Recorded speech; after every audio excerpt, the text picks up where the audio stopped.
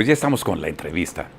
Van a ver ustedes qué entrevista, porque además es un punto de vista verdaderamente sorpresivo.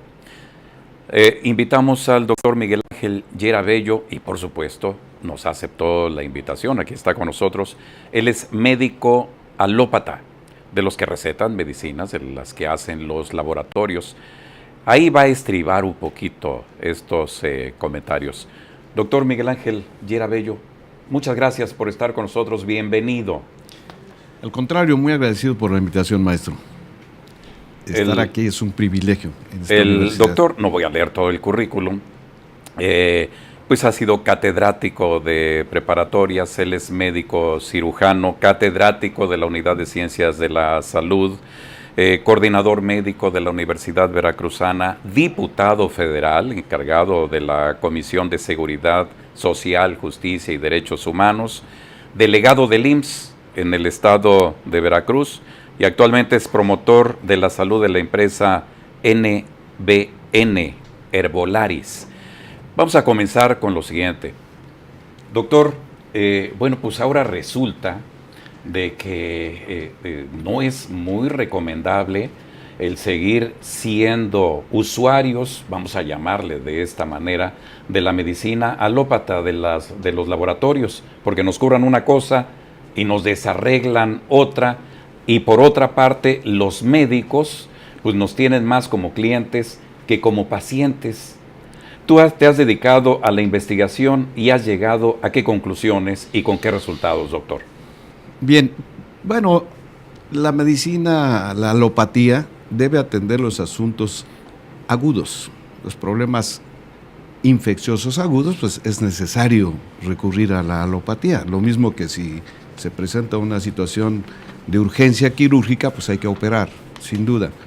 Sin embargo, tienes toda la razón en cuanto a que está comprobado que la mayoría de los fármacos, es decir, de la alopatía, produce daño. Y sobre todo, si estamos viendo que México es un país con una cantidad importante, millones de mexicanos en edad adulta a senil, en donde el paciente se vuelve un paciente crónico en que está ingiriendo una serie de medicamentos que con el tiempo le van a hacer daño necesariamente al hígado, al estómago, riñón, páncreas, a la circulación, etcétera. Entonces, de ahí parte la inquietud de investigar qué más hay, qué otras alternativas tenemos. Esto es interesante porque acudimos al médico, nos da un medicamento, luego nos provoca algún malestar, alguna molestia, acudimos con nuestro médico de cabecera, con el mismo, nos receta otra medicina y así nos vamos de medicamento en medicamento. Entonces, este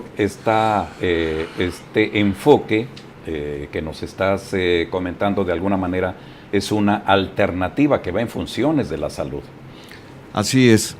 En algunos países estás enterado de que, en primer lugar, lo que se le da al paciente crónico, y crónico es un paciente diabético que puede haber iniciado en etapa infantil, juvenil, que se trata de darle una calidad de vida diferente. Sabemos que la continuidad en la ingesta de fármacos, los que se estén utilizando, glibenclamida, fenformida, etcétera, pueden provocar daño con el tiempo. Y vemos cuál es el calvario. Estoy dando el ejemplo de un paciente diabético. ¿Qué es lo que continúa? ¿Qué es lo que sigue? Sigue daño renal. Al llegar a diálisis, a hemodiálisis, con el calvario que significa para el paciente y para la familia. Y estoy hablando solo de un caso. Dejemos otro tipo de enfermedades de mayor impacto como cáncer, VIH, SIDA o de otro tipo de problemas muy comunes en nuestra sociedad. Artritis reumatoide, problemas circulatorios, problemas en cerebro, Alzheimer, Parkinson, enfermedades cardiovasculares. Pero todo esto tiene una razón del por qué existe. Sabíamos, se calculaba por ahí del siglo pasado, a finales, de que este siglo, la enfermedad de este siglo sería el estrés. Y entonces se empieza a estudiar. En el 2002 recibe el premio Nobel un par de científicos, médicos científicos, que descubren el genoma humano. Y entonces ya sabemos cómo estamos organizados, de dónde venimos. Y los estudios siguientes demuestran que a nivel genético se puede descubrir qué enfermedades podemos padecer, del tipo que sea. ¿Y de dónde viene todo esto?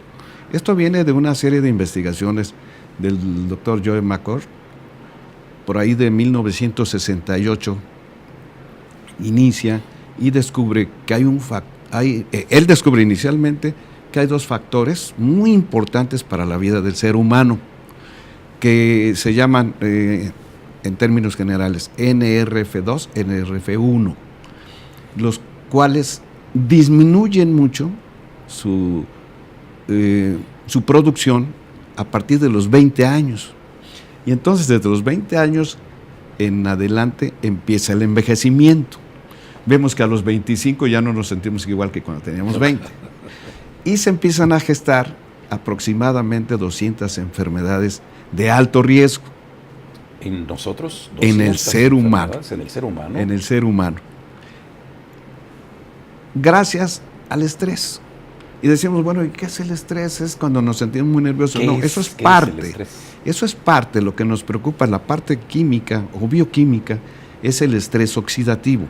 Significa que nuestras células todo el tiempo se están oxidando. Pero lo peor es que el oxígeno que tiene que pasar al interior de todas nuestras células pierde un hidrógeno. Y entonces se convierte en lo que llamamos radical libre, que es altamente agresivo, claro, para la célula, pero fundamentalmente para los genes. Claro. Diríamos que es donde ataca más fuerte. Y es cuando precipita las enfermedades. Es cuando se empiezan a gestar. Por eso vemos que de pronto una persona que no tenía sintomatología aparente, de pronto fallece. Doctor, ¿nos permites, vamos a una pausa? Claro que sí. Y continuamos con más. Vamos a una pausa, por favor.